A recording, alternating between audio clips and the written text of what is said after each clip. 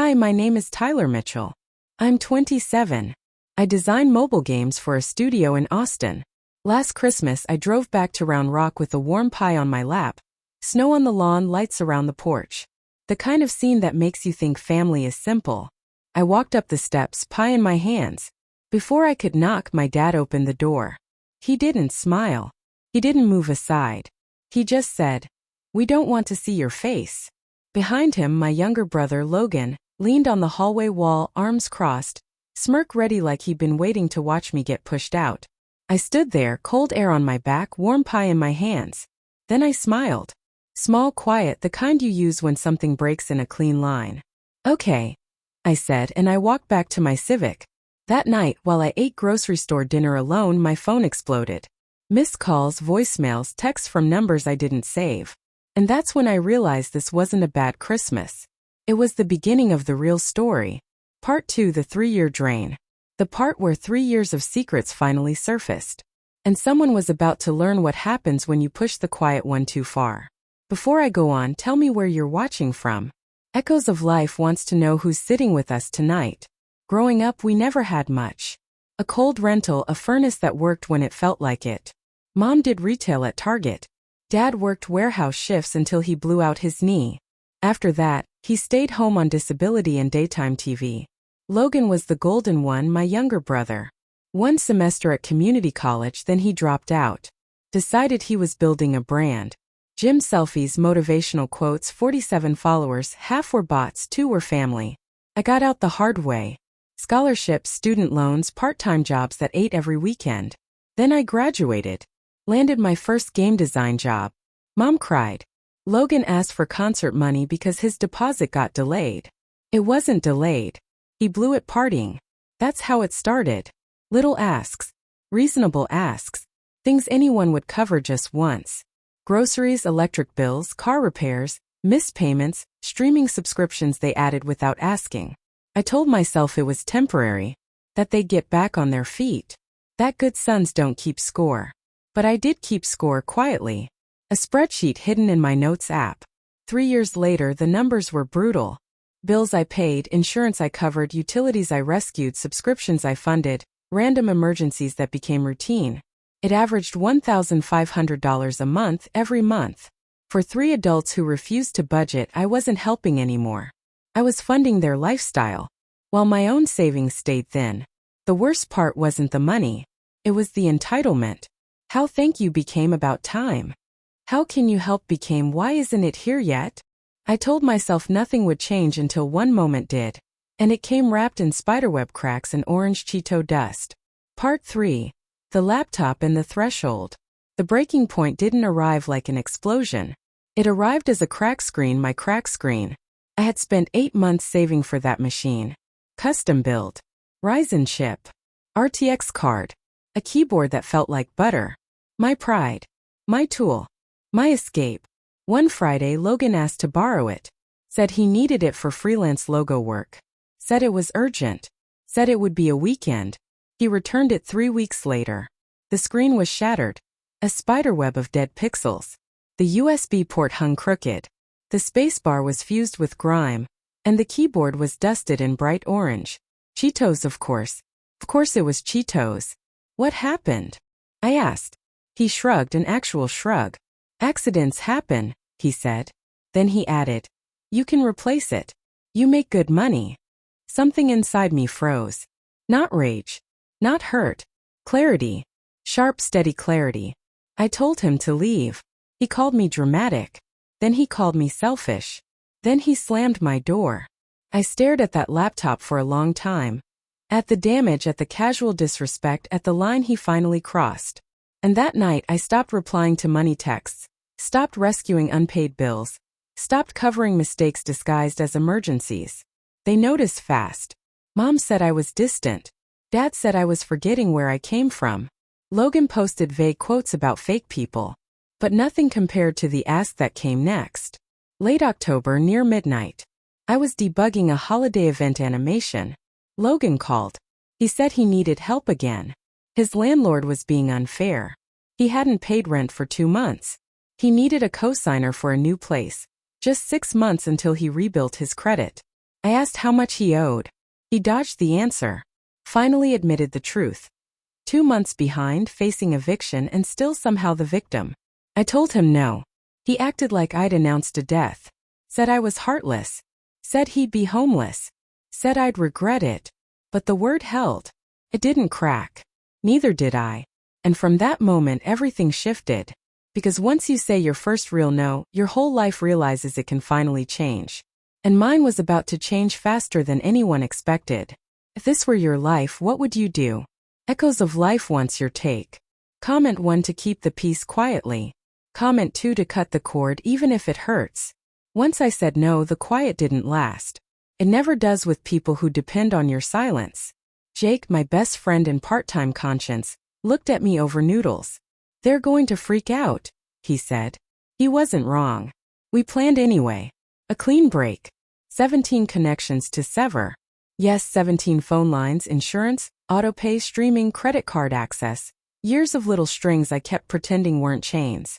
Monday at lunch I started cutting. Sitting in my Civic, sandwich in one hand, phone in the other. Part 4, the cutoff. First, cards. Removed all authorized users. New numbers issued. Every saved payment they relied on gone. Then Verizon. 3 lines under my name. One belonged to Logan, cut. Another belonged to Mom, cut. Dad's had international calling somehow, cut. Passwords next. Netflix, Hulu, Disney+, Spotify, YouTube. Logged out on all devices. Done. Insurance. Called the rep. Removed Logan from my policy. She actually laughed. Your rate drops $92 a month, she said. 92. Utilities were last. Just removed my card. No anger, no message, no warning. Just the sound of my own life returning. By the time I finished, the threads were gone. All of them.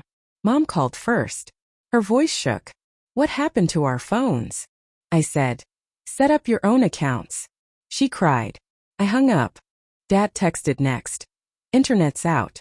Fix it. I replied, it's yours to fix. Logan left a voicemail, all rage and blame. I deleted it. Jake brought White Claws. Thanksgiving ambush? He asked. No, I said. Christmas. He raised his brows. Cold. Fitting, I said. Christmas morning arrived sharp and bright. I parked on the street, held another warm pie in my hands, walked up the familiar path. Dad opened the door already red-faced, already ready to explode. In the kitchen he barked, not a greeting, a command. I followed. Mom behind him. Logan leaning in the doorway, watching like a spectator at his favorite sport. Dad didn't waste time. You're turning everything back on today. No, I said. Clear. Steady. Mom tried shaking guilt into me. We can't afford new accounts. You weren't affording the old ones, I said. Dad jabbed a finger at my chest. We raised you. You owe us. And that's when I pulled out my phone, opened the spreadsheet, turned the screen toward them. 3 years. $43,000. Color-coded. Documented. Undeniable. Mom went pale. Dad sputtered. Logan swore under his breath. I set the phone down gently. I'm not paying anymore, I said. Not today. Not ever. And that's when Christmas truly detonated. When Christmas blew up, I thought that was the peak. It wasn't. Not even close. The week after, my phone stayed quiet. Too quiet. Jake said the silence was a setup. He was right. It started with a fraud alert. A random Tuesday. I was debugging snowflakes for a winter patch. My bank pinged me. Suspicious activity detected. Someone tried my canceled card, gas station, grocery store, gaming shop. All in Round Rock. All near my parents' house. My stomach dropped. I checked my actual account. For $1,000 yesterday. $83 today. Gone. 6 ATM withdrawals back to back. Daily Max, whoever did it had my PIN. And then it clicked. Last year Logan borrowed my car. My wallet stayed in the console. 6 hours alone. 6 hours to memorize a card number. 6 hours to watch me type my PIN. My hand shook dialing the police, but my voice didn't.